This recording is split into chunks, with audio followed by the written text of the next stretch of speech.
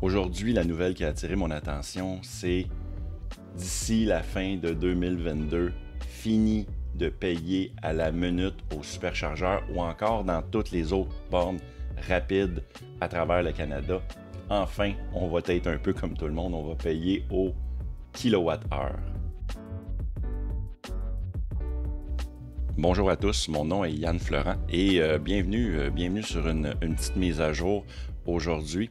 Veuillez noter que cette vidéo est également disponible sur mon podcast L'Autopilote. Donc, n'oubliez pas surtout de mettre un pouce en l'air si vous aimez cette vidéo, bien sûr. Puis, pourquoi pas vous abonner à ma chaîne. Du même coup, question de rester à l'affût des dernières nouvelles dans l'univers de Tesla. Si vous écoutez la version podcast, prenez 15 secondes pour mettre un 5 étoiles sur Apple Podcasts ou encore sur Spotify.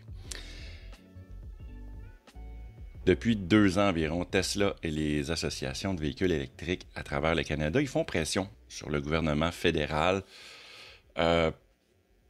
pour que les normes de recharge soient plus équitables. Parce qu'en ce moment, les fournisseurs de réseaux de recharge pour les véhicules électriques au Canada, ils se sont autorisés, eux autres, à facturer le client en fonction du temps qui est branché sur la borne et non en fonction de la quantité d'énergie qu'elle consomme réellement. Quand on a un véhicule à essence, quand vous faites le plein, vous payez au litre d'essence.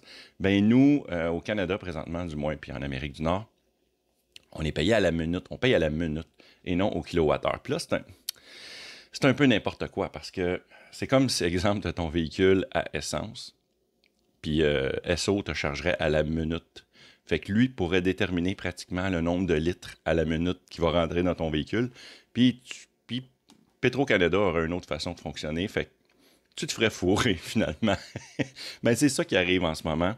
Puis probablement parce qu'il n'y avait pas de système en place d'établi.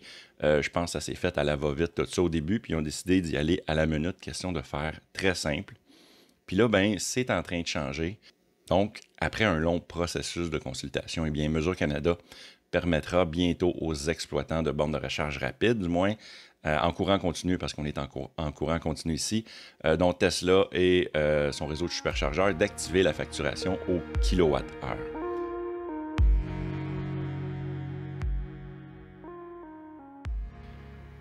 Selon une lettre obtenue par Drive Tesla de Diane Allen, présidente de Mesure Canada, le gouvernement fédéral, il prévoit autoriser la facturation au kilowattheure aux bornes de recharge rapide déjà branchées sur le marché avant la fin de 2022. Fait que ça, c'est une bonne nouvelle. C'est pas 2023, c'est pas une date un peu dans un futur incertain, c'est d'ici la fin de l'année. D'autres consultations par Mesure Canada vont débuter cet automne pour déterminer le cadre de facturation au kilowattheure. Ça va permettre de mettre en place une solution temporaire avant la fin de l'année, pendant que Mesure Canada continue de consulter les autorités internationales, question d'élaborer des règlements techniques permanents pour la facture au kilowattheure. Ça, je trouve ça weird parce qu'en Europe, présentement, vous êtes pas mal tous chargés. Vous chargez au kilowattheure, c'est quelque chose d'établi. Fait que je me demande pourquoi qu'il faut qu'ils fassent des études, puis des consultations, puis des trucs comme ça. Mais dans ma tête, c'est probablement plus simple. Dans la réalité, c'est probablement plus compliqué. Puis là, du côté de Tesla, il y a Tesla qui affirme que ce type de compteur-là augmenterait inutilement les coûts d'infrastructure. D'après un libellé utilisé dans une lettre, il semble que Mesure Canada traitera les bornes de recharge pour véhicules électriques déjà construites différemment de celles qui seront construites à l'avenir. Fait que là, il va y avoir comme un genre de... Il va y avoir du patching, si on veut, sur les bornes existantes, puis les autres vont être mieux montées, je pense. Je suis sûr que pour l'utilisateur moyen, ça va être complètement transparent, mais ouais, c'est ça. Fait que ça s'en vient dans le fond, en gros.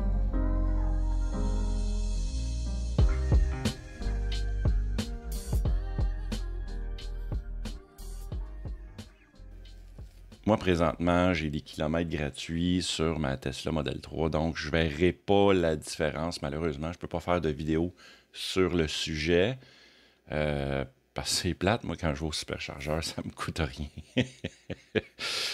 Oh là là là là. Ben, fait que là, quand ils ont commencé à installer les bornes, ils ont vraiment utilisé le chemin le plus simple pour eux autres. Probablement que les États-Unis ont emboîté le pas, puis le Canada, le petit frère suiveur là, qui a dû dire genre « Ah oui, oui, ok, il n'y a pas de problème, on va faire comme vous autres. » Fait qu'on a décidé de charger à la minute, qui est quelque chose de complètement stupide.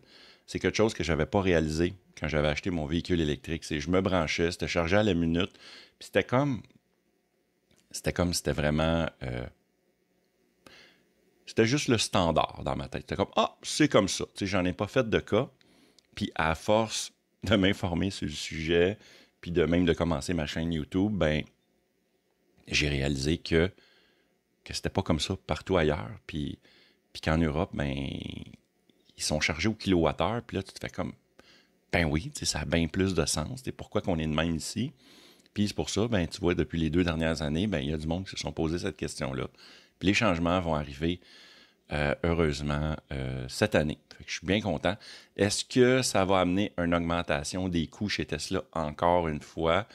Est-ce que c'est nous autres qui va payer? Est-ce que c'est le client qui va payer? C'est ça la question que je me pose.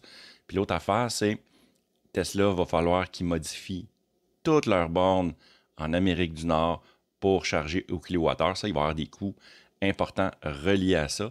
Mais il y a une autre affaire, ça va être pour un prochain vidéo, un prochain podcast, c'est que qu'est-ce qui s'en vient aussi sur les superchargeurs en Amérique du Nord, au Canada et aux États-Unis, c'est que les autres vont pouvoir venir s'installer et recharger leur voiture sur les bornes Tesla, parce que oui, là, je ne sais pas encore comment ça va se faire.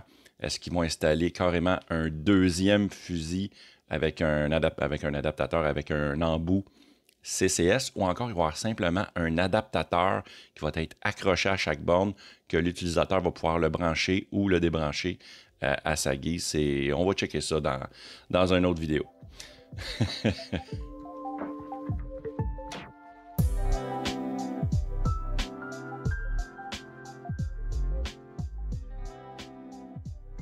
Vous êtes peut-être présentement en train de regarder la version vidéo, mais si vous l'écoutez en version audio, ben c'est la même chose, mais il y a un avantage, c'est que quand vous êtes un de mes Patreons Plaid ou Performance, eh bien je nomme votre nom dans chacun de mes podcasts.